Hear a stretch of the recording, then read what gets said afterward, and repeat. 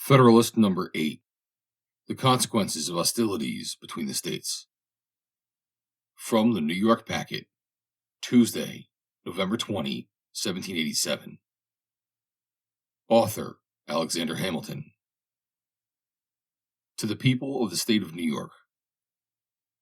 Assuming it therefore as an established truth that the several states, in case of disunion, or such combinations of them as might happen to be formed out of the wreck of the General Confederacy, would be subject to those vicissitudes of peace and war, of friendship and enmity with each other, which have fallen to the lot of all neighboring nations not united under one government. Let us enter into a concise detail of some of the consequences that would attend such a situation. War between the states, in the first period of their separate existence, would be accompanied with much greater distresses than it commonly is in those countries where regular military establishments have long obtained. The disciplined armies always kept on foot on the continent of Europe, though they bear a malignant aspect to liberty and economy, have, notwithstanding, been productive of the signal advantage of rendering sudden conquests impracticable, and of preventing that rapid desolation which used to mark the progress of war prior to their introduction. The art of fortification has contributed to the same ends. The nations of Europe are encircled with chains of fortified places, which mutually obstruct invasion. Campaigns are wasted in reducing 2 or 3 frontier garrisons to gain admittance into an enemy's country. Similar impediments occur at every step to exhaust the strength and delay the progress of an invader. Formerly, an invading army would penetrate into the heart of a neighboring country almost as soon as intelligence of its approach could be received. But now, a comparatively small force of disciplined troops, acting on the defensive, with the aid of posts, is able to impede and finally to frustrate the enterprises of one much more considerable. The history of war in that quarter of the globe is no longer a history of nations subdued and empires overturned, but of towns taken and retaken, of battles that decide nothing, of retreats more beneficial than victories, of much effort and little acquisition. In this country, the scene would be altogether reversed. The jealousy of military establishments would postpone them as long as possible. The want of fortifications, leaving the frontiers of one state open to another, would facilitate inroads. The populous states would, with little difficulty, overrun their less populous neighbors. Conquest would be as easy to be made as difficult to be retained. War, therefore, would be desultory and predatory. Plunder and devastation ever march in the train of irregulars. The calamities of individuals would make the principal figure in the events which would characterize our military exploits. This picture is not too highly wrought, though, I confess, it would not long remain a just one. Safety from an external danger is the most powerful director of national conduct. Even the ardent love of liberty will, after a time, give way to its dictates. The violent destruction of life and property incident to war, the continual effort and alarm attendant on the state of continual danger, will compel nations the most attached to liberty to resort for repose and security to institutions which have a tendency to destroy their civil and political rights. To be more safe, they at length become willing to run the risk of being less free. The institutions chiefly alluded to are standing armies and the correspondent appendages of military establishments.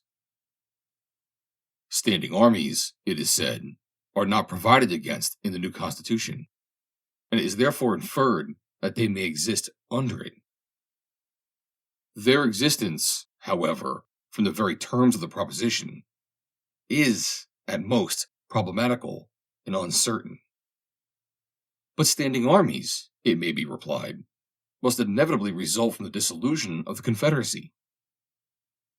Frequent war and constant apprehension, which require a state of as constant preparation, will infallibly produce them. The weaker states or confederacies would first have recourse to them to put themselves upon an equality with their more potent neighbors.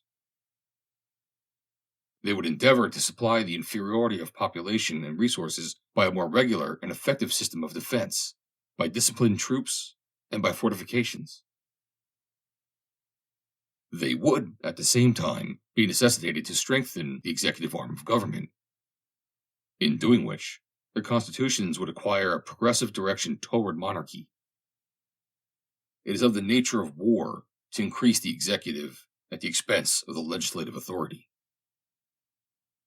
The expedients which have been mentioned would soon give the states or confederacies that made use of them a superiority over their neighbors.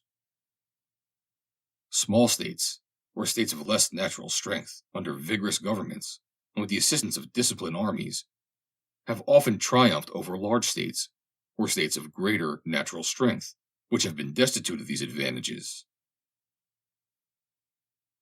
Neither the pride nor the safety of the more important states or confederacies would permit them long to submit to this mortifying and adventitious superiority.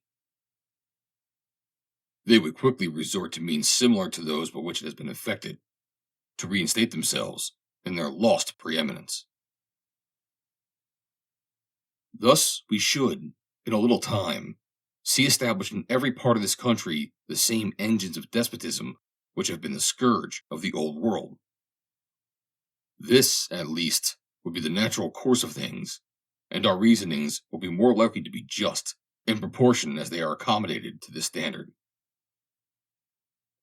These are not vague inferences drawn from supposed or speculative defects in the Constitution, the whole power of which is lodged in the hands of a people, or their representatives and delegates. But they are solid conclusions drawn from the natural and necessary progress in human affairs. It may, perhaps, be asked, by way of objection to this, why did not standing armies spring up out of the contentions which so often distract the ancient republics of Greece? Different answers, equally satisfactory, may be given to this question. The industrious habits of the people of the present day, absorbed in the pursuits of gain and devoted to the improvements of agriculture and commerce, are incompatible with the condition of a nation of soldiers, which was a true condition of the people of those republics. The means of revenue, which have been so greatly multiplied by the increase of gold and silver and the arts of industry, and the science of finance, which is the offspring of modern times, concurring with the habits of nations, have produced an entire revolution in the system of war, and have rendered disciplined armies, distinct from the body of the citizens, the inseparable companions of frequent hostility. There is a wide difference also between military establishments in a country seldom exposed by its situation to internal invasions, and in one which is often subject to them, and always apprehensive of them. The rulers of the former can have a good pretext, if they are even so inclined, to keep on foot armies so numerous as must of necessity be maintained in the latter. These armies being, in the first case, rarely, if at all, called into activity for interior defense. The people are in no danger of being broken to military subordination. The laws are not accustomed to relaxations in favor of military exigencies. The civil state remains in full vigor, neither corrupted nor confounded with the principles or propensities of the other state. The smallness of the army renders the natural strength of the commodity an overmatch for it, and the citizens, not habituated to look up the military power for protection, or to submit to its oppressions, neither love nor fear the soldiery. They view them with a spirit of jealous acquiescence in a necessary evil, and stand ready to resist a power which they suppose may be exerted to the prejudice of their rights. The army, under such circumstances, may usefully aid the magistrate to suppress a small faction, or an occasional mob, or insurrection, but it will be unable to enforce encroachments against the united efforts of the great body of the people. In a country in the predicament last described, the contrary of all this happens. The perpetual menacing of danger obliged the government to be always prepared to repel it. Its armies must be numerous enough for instant defense. The continual necessity for their services enhances the importance of the soldier and proportionally degrades the condition of the citizen. The military state becomes elevated above the civil. The inhabitants of territories, often the theater of war, are unavoidably subjected to frequent infringements on their rights, which serve to weaken their sense of those rights. And by degrees, the people are brought to consider the soldiery not only as their protectors, but as their superiors.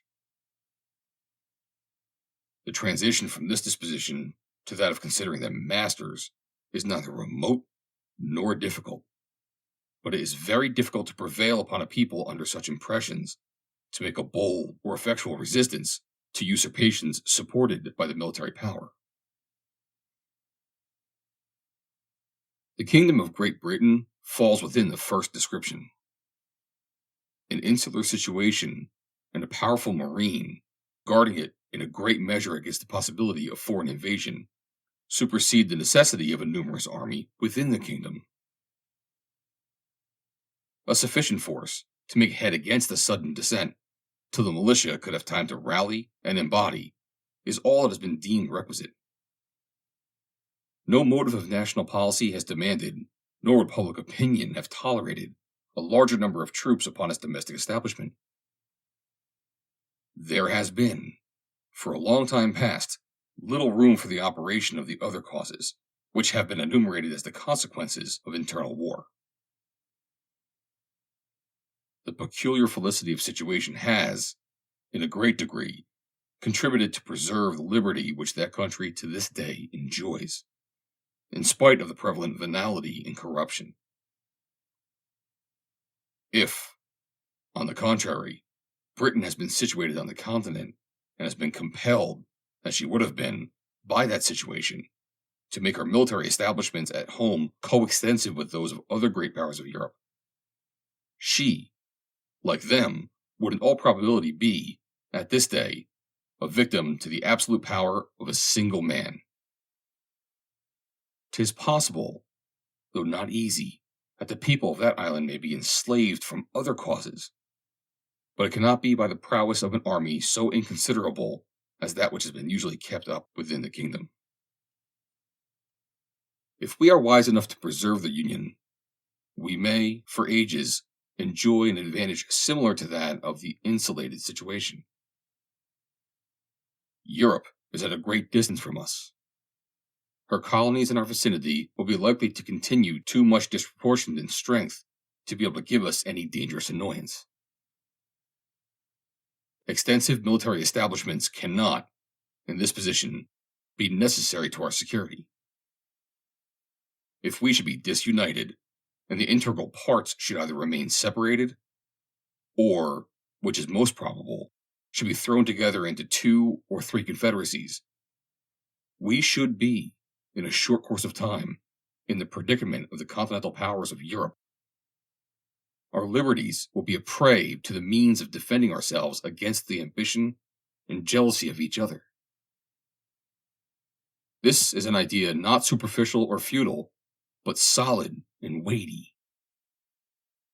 It deserves the most serious and mature consideration of every prudent and honest man of whatever party.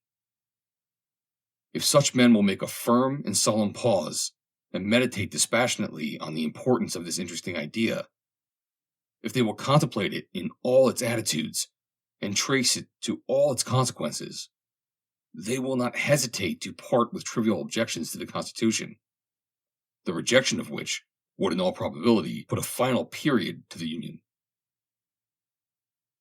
The airy phantoms that flit before the distempered imaginations of some of its adversaries would quickly give place to the more substantial forms of dangers, real, certain, and formidable.